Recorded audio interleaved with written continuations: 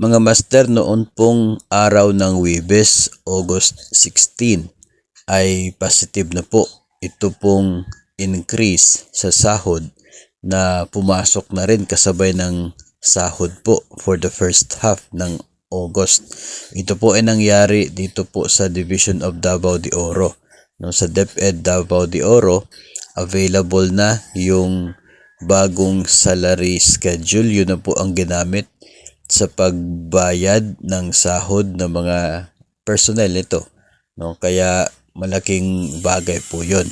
Mayroon din po nag-message po sa atin na sa kanila din sa Division of Island Garden City of Samal sa Davao del Norte po.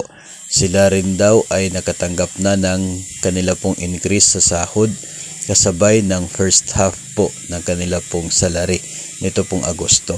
No, so magandang balita po 'yan. Kahit po kakalabas lang ng executive order ay na-implement na ito kaagad. Malaking bagay po and well appreciated at saka po talagang masaya yung mga empleyado.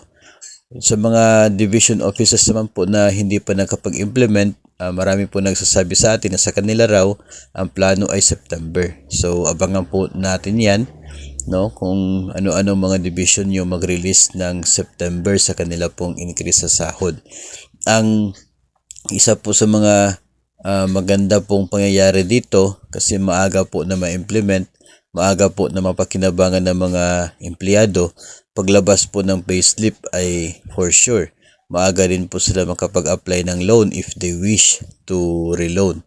No, kasi po mayroon pong increase, baka may mga project po sila, mapapakinabangan po nila ng mas maaga dahil po sa mas maagang pag-implement. Kayo po sa inyo pong division, ano po ang plano? Na i-implement na po ba ngayong Agosto o kaya ay sa September pa po? Pagka alam po ninyo, paki-comment na lang po sa comment section.